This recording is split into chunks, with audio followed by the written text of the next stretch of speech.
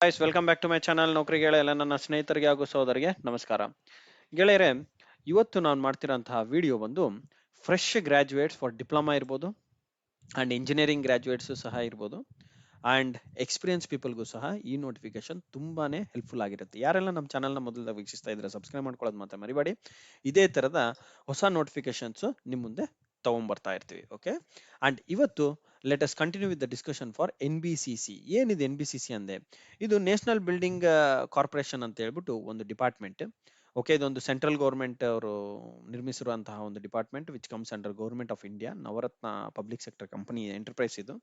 Okay, ಯಾರಿಗೆಲ್ಲ NBCC ಅನ್ನೋದು ಗೊತ್ತಿಲ್ಲ ಅನ್ನೋದ್ರ ಅವ್ರ ಬಗ್ಗೆ ಸ್ವಲ್ಪ ಬೇಸಿಕ್ಸ್ ಹೇಳ್ತಾ ಇದ್ದೀನಿ. ಇವ್ರು ಏನ್ ಮಾಡ್ತಾರೆ ಅಂದ್ರೆ ಬಿಲ್ಡಿಂಗ್ಸ್ಗೆ ಬೇಕಾಗಿರೋಂತಹ ಎಲ್ಲಾ ತರದ ಯಾವುದೇ ಒಂದು ಗೌರ್ಮೆಂಟ್ ಬಿಲ್ಡಿಂಗ್ ಕನ್ಸ್ಟ್ರಕ್ಟ್ ಮಾಡ್ತಾ ಇದಾರೆ ಅಂದ್ರೆ ಅದಕ್ಕೆ ಬೇಕಾಗಿರೋ in and outs of the construction related activities ನ ಮಾಡ್ಕೊಡ್ತಾರೆ, ಹಾಗೂ ಅದಕ್ಕೆ ಡಿಸೈನ್ ಇಂದ ಕಂಪ್ಲೀಷನ್ ಆಫ್ ದ ಪ್ರಾಜೆಕ್ಟ್ ತನಕ ಸಪೋರ್ಟ್ ಮಾಡ್ತಾರೆ. Okay, central level projects, almost central level projects ಎಲ್ಲ ಇದೇ ಕಂಪ್ನಿಗೆ ಬರೋದು. ಓಕೆ, ಅಂಡ್ ಫಸ್ಟ್ ಪೊಸಿಷನ್ ಏನು ನೋಡಿ, ಜನರಲ್ ಮ್ಯಾನೇಜರ್ ಕರೆದಿದ್ದಾರೆ. 54 ವರ್ಷ ಅವ್ರ age limit maximum. Full time degree in civil engineering ಮಾಡಿರ್ಬೇಕು. 15 ವರ್ಷ ಎಕ್ಸ್ಪೀರಿಯನ್ಸ್ ಇರೋರು ಅಪ್ಲೈ ಮಾಡ್ಬೋದು. ಇವರ ಸ್ಯಾಲರಿ ನೋಡಿ, IDA ಸ್ಕೇಲ್ಸ್ ಅಲ್ಲಿ ಇರುತ್ತೆ. ಇಂಡಸ್ಟ್ರಿ ಡಿಯರೆನ್ಸ್ ಅಲಯನ್ಸ್ ಅಂತ ಕರಿತೀವಿ. IDA scales of 90,000 basic guys. Okay, 90,000 basic. ಅವರ ರೋಲ್ಸ್ ಏನಿರಬೇಕು ಏನನ್ನೋದೆಲ್ಲ ಕೊಟ್ಟಿದ್ದಾರೆ. CPWD ಸ್ಟ್ಯಾಂಡರ್ಡ್ಸ್ ಫಾಲೋ ಮಾಡೋ ತರ ಇರಬೇಕು. Manager in architecture and planning, ಅವರ ಕ್ವಾಲಿಫಿಕೇಶನ್ ಕೊಟ್ಟಿದ್ದಾರೆ 37 ವರ್ಷ maximum. Okay, and 6 years of experience ಇರಬೇಕು. ಯಾವ್ದ್ರಲ್ಲಿ ಅನ್ನೋದು ಸಹ ಕೊಟ್ಟಿದ್ದಾರೆ ನೋಡಿ. ನೀವೇನಾದ್ರೂ ಎಲಿಜಿಬಲ್ ಇದೆ ನೀವು ಸಹ ಅಪ್ಲೈ ಮಾಡ್ಬೋದು, ತೊಂದರೆ ಇಲ್ಲ. ಅಂಡ್ ಫ್ರೆಶರ್ಸ್ ಸಹ ಇದೆ, ಸ್ವಲ್ಪ ಹೊತ್ತು ವೆಯ್ಟ್ ಮಾಡಿ ನಿಮ್ದು ಸಹ ಬರುತ್ತೆ. ಡೆಪ್ಯೂಟಿ ಮ್ಯಾನೇಜರ್, ಕಂಪನಿ ಸೆಕ್ರೆಟರಿ, 33 ವರ್ಷ maximum age limit. 3 years of experience ಇರಬೇಕು. ಓಕೆ, ಅಂಡ್ ಅವರ ಪೇ ಸ್ಕೇಲ್ 50,000 ಇರುತ್ತೆ. ಅವರ ಕ್ವಾಲಿಫಿಕೇಶನ್ ಕ್ವಾಲಿಫೈಡ್ ಕಂಪನಿ ಸೆಕ್ರೆಟರಿ ಅಂತ ಕರೀತಾರೆ. ಅಸಿಸ್ಟೆಂಟ್ ಮ್ಯಾನೇಜರ್ ಕಾರ್ಪೊರೇಟ್ ಕಮ್ಯುನಿಕೇಶನ್ಸ್ ಸಹ ಕೊಟ್ಟಿದ್ದಾರೆ. ಕ್ವಾಲಿಫಿಕೇಶನ್ ನೋಡಿಕೊಂಡು ನಿಮ್ಮ ರಿಲೇಟೆಡ್ ಯಾವ್ದು ಬರುತ್ತೆ ಅದಕ್ಕೆ ಅಪ್ಲೈ ಮಾಡ್ಕೊಳ್ಳಿ ಗ್ಯಾಸ್. ಓಕೆ, ಅಸಿಸ್ಟೆಂಟ್ ಮ್ಯಾನೇಜರ್ ರಾಜಭಾಷೆನೂ ಸಹ ಇದೆ, ಇದರ English R Hindi.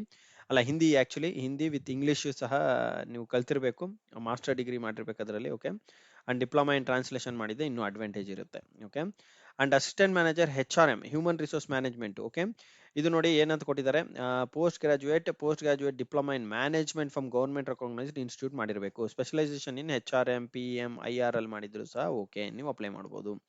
And experience ಬರೀ 2 ವರ್ಷ ಇದ್ರೆ ಸಾಕು. ಓಕೆ, ಅಂಡ್ ಇದಾದ ನಂತರ senior project executive civil engineering ಕೊಟ್ಟಿದ್ದಾರೆ. 30 ವರ್ಷ maximum age limit. And pay scale ಸಹ ಕೊಟ್ಟಿದ್ದಾರೆ. ಅಂಡ್ ಯಾವ್ದು ಪೋಸ್ಟ್ ಇದೆ ಅನ್ನೋದು ಸಹ ಕೊಟ್ಟಿದ್ದಾರೆ. ಅಂಡ್ 2 ವರ್ಷ ಎಕ್ಸ್ಪೀರಿಯನ್ಸ್ ಇದ್ದರೆ ಸಾಕು ನೋಡಿ ಗೈಸ್, ನೀವು ಅಪ್ಲೈ ಮಾಡಬಹುದು, ತೊಂದರೆ ಇಲ್ಲ. ಓಕೆ, ಅಂಡ್ MTech ಇದ್ದಲ್ಲಿ ಬರೀ 1 ವರ್ಷ ಎಕ್ಸ್ಪೀರಿಯನ್ಸ್ ಇದ್ದರೆ ಸಾಕು ಅಂತಾನು ಸಹ ಕೊಟ್ಟಿದ್ದಾರೆ. 1 year relaxation in experience with MTech candidates. Okay, and assistant manager PHE ಅಂತಾನು ಕೊಟ್ಟಿದ್ದಾರೆ. ಓಕೆ, PHE ಅಂತಂದ್ರೆ ಇದು ಹೈಡ್ರಾಲಿಕ್ಸ್ ರಿಲೇಟೆಡ್ ಬರುತ್ತೆ. ಓಕೆ, ಹೈಡ್ರಾಲಿಕ್ ರಿಲೇಟೆಡ್ ಏನೇನು ನೋಡಿ, public health engineering. Okay, public health engineering, environmental engineering ಮಾಡಿರೋರು ಅಪ್ಲೈ ಮಾಡ್ಬೋದು. ಅಂಡ್ ಈಗ ಗ್ರಾಜುಯೇಟ್. ಓಕೆ, ಇದು ನೋಡಿ, ಗ್ರಾಜುಯೇಟ್ ಅಸಿಸ್ಟೆಂಟ್ ಅಂತ ಕೇಳಿದ್ದಾರೆ. ITCS networking systems administration. ಏನು ಓದಿರ್ಬೇಕು ಇದಕ್ಕೆ? Full time degree or discipline in with a minimum 1 year certificate or diploma course in hardware, networking, systems administration, software development program ಮಾಡಿದ್ರೆ ಸಾಕು. 28 ವರ್ಷ age limit and minimum 5 years of experience ಇರ್ಬೇಕಂತ ಕೊಟ್ಟಿದ್ದಾರೆ. Okay, ನೋಡಿ ನಿಮಗೆ ಎಕ್ಸ್ಪೀರಿಯನ್ಸ್. ಈಗ freshers for diploma students.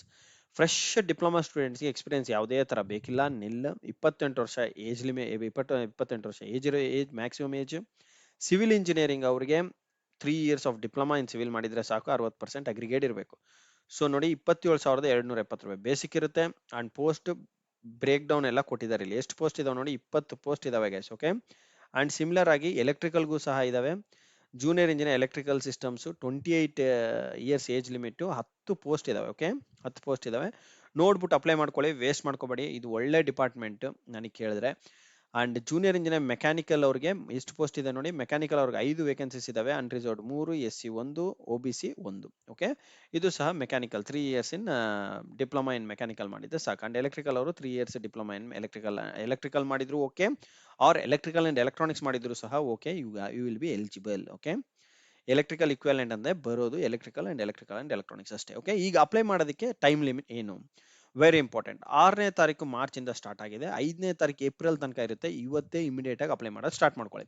Okay. And signature ಎಲ್ಲ ಏನೇನಿರಬೇಕು, upload ಮಾಡಬೇಕಿದ್ದು ಏನಿದು ಡಾಕ್ಯುಮೆಂಟ್ಸ್ ಎಲ್ಲಾನು ಕೊಟ್ಟಿದ್ದಾರೆ, ನೀಟಾಗಿ ನೋಡ್ಕೊಳ್ಳಿ. ಫ್ರೆಶರ್ಸ್ ಅವ್ರಿಗೆ ಏನು ಜಾಸ್ತಿ ಡಾಕ್ಯುಮೆಂಟೇಶನ್ ಇರಲ್ಲ, ಬಟ್ ಇನ್ಫಾರ್ಮೇಶನ್ ಕರೆಕ್ಟಾಗಿ ಕೊಡಿ as per your marks cards. Okay.